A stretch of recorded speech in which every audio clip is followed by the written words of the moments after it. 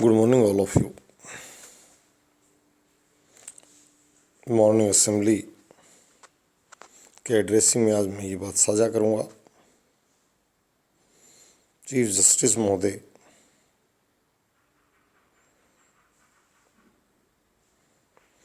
ने आज इस बात को स्वीकारा, भारत के प्रधान न्यायिक शक्ति जिनको मैं नमन करता हूँ मॉर्निंग असेंबली में, आज इस बात के लिए विशेष रूप से गुंडागर्दी की बात उन्होंने स्वीकारी। गुंडागर्दी सड़क पर उत्पात मचाने वाला गुंडा नहीं होता, आर्थिक गुंडागर्दी अलग है, संवैधानिक गुंडागर्दी अलग है, पेपर लीक की गुंडागर्दी अलग है।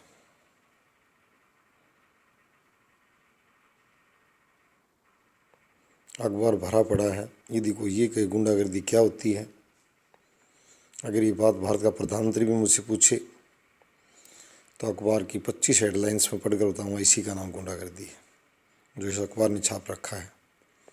लोगों के पास कम्युनिकेट करते हुए हम तक पहुँचाया गया है, जो लिखकर ये गुंडागर्दी है। 25 के 25 लाइन।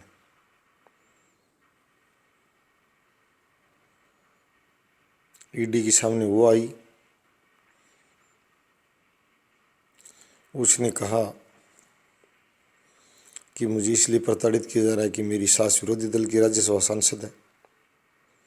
ये लोकतंत्र की व्यवस्था में नहीं होता है कि सत्ता में रहते ये भी सत्ताधारी लोगों को गुंडागर्दी कहूँगा मैं। अगर चोर हो चुके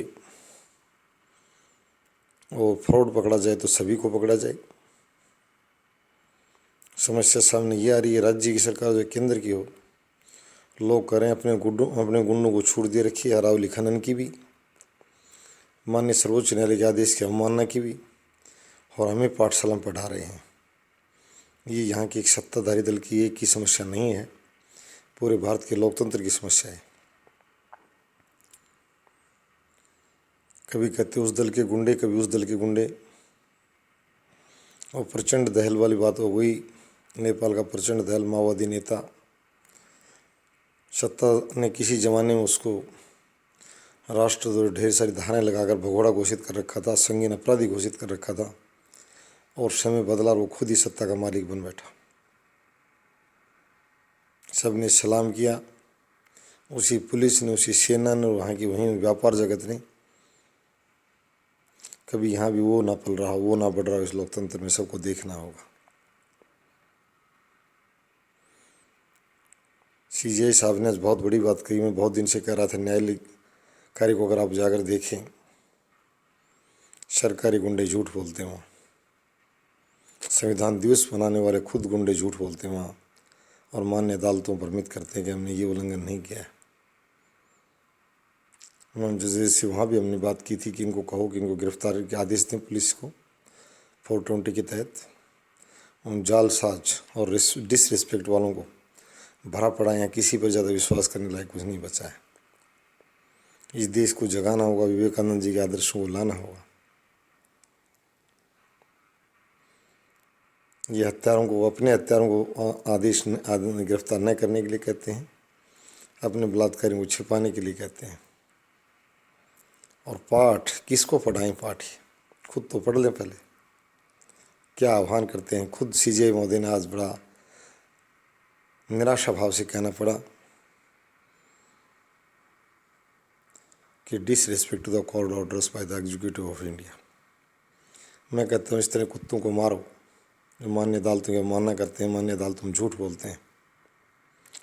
पहले कहा था उनका कोई पद नहीं है, या उन लोगों को भी महाराजा कहा जाता था जो भारत माता के गद्दार कुत्ते थे, अंग्रेजों के खेवनहार थे, और भारत के बहादुर वीरों को मरवाते और मारते थे। ऑनरेबल जजेज, जुडिशरी से विशेष रूप से कहना, लोकतंत्र बहुत जरूरी है।